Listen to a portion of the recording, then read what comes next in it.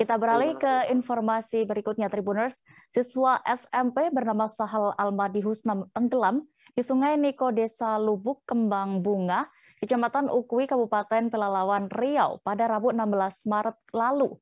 Korban akhirnya kini sudah ditemukan oleh tim gabungan, namun dalam keadaan meninggal dunia setelah 45 jam lebih pencarian.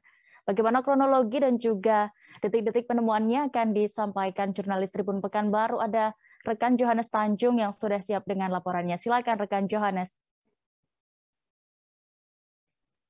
Baik, terima kasih rekan Dea. Selamat sore dimanapun Anda berada, Tribuners. Seorang siswa SMP di Kabupaten Pelalawan bernama Sahal Almadi Husna meninggal dunia karena tenggelam tepatnya di Sungai Nilo, Desa Lubuk Kembang Bunga, Kecamatan Ukui, Kabupaten Pelalawan, Riau. Korban yang masih berusia 13 tahun hanyut saat bermain dan berenang bersama beberapa temannya. Berdasarkan konfirmasi kami dengan pihak kepolisian, bahwasanya kejadian berawal ketika korban beserta dengan 4 orang temannya berenang di Sungai Nilo, Kabupaten Pelalawan sekitar pukul 15 sore bersama temannya bernama Tasim, Dani, Ariga, dan Rahmat Hidayat. Pada saat bermain di dalam air, mereka berenang ke tengah Sungai Nilo yang terkenal dengan arusnya cukup deras. Kemudian beberapa temannya kembali ke tepi sungai, sedangkan korban sendiri masih berada di tengah sungai. Namun beberapa saat setelah teman-temannya kembali ke tepi sungai, temannya yang tidak berenang atau yang berada di darat melihat jika korban Sahal mengangkat tangannya seakan seperti meminta tolong kepada teman-temannya. Dengan sigap temannya yang sebelumnya tidak berenang melompat ke sungai untuk menolong korban. Bahkan saksi sempat menarik korban dan mendorong bagian pantat korban untuk mencapai tepi. Namun hal itu atau upaya itu tidak berhasil hingga membuat korban hilang dan ditelan oleh arus sungai. Setelah mendapatkan informasi tersebut, beberapa masyarakat kembali ke sungai untuk melakukan pencarian. Bahkan beberapa pihak seperti instansi kepolisian, TNI, dan BPBD juga turun ke lokasi untuk melakukan pencarian dari hari pertama. Namun tidak ditemukan atau upaya tidak berhasil pada hari pertama. Pencarian kembali dilakukan di hari kedua berdasarkan konfirmasi kami dengan pihak BPBD Kabupaten Pelalawan. Pada pencarian hari kedua ini melibatkan cukup banyak tim berasal dari BPBD, Damkar Pelalawan, Polsek Ukui, Polairut, Satpol Airut, Polres Pelalawan, Basarnas, dan beberapa masyarakat yang sukarela juga ikut melakukan pencarian menggunakan perahu karet, speedboat, kapal pompong, dan juga sampan.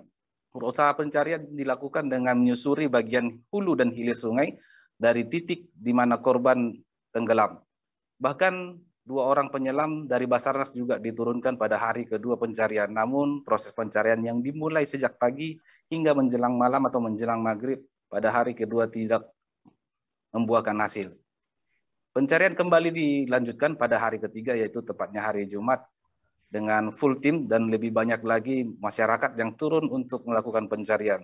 Penyelaman juga tetap dilakukan untuk mencari keberadaan korban di bawah arus sungai. Namun beberapa kendala dihadapi tim pada saat hari Jumat pagi, di mana terjadi hujan dan juga arus yang cukup deras. Namun tepat sebelum salat Jumat pada hari Jumat kemarin, masyarakat yang melakukan penyusuran sampai sejauh 4 km dari titik korban tenggelam melihat sesuatu yang berbentuk manusia tersangkut di sebuah ranting kayu di tengah sungai, dan karena penasaran mereka mendekati ranting tersebut dan melihat bahwasanya memang benar jika yang tersangkut di ranting tersebut adalah tubuh korban.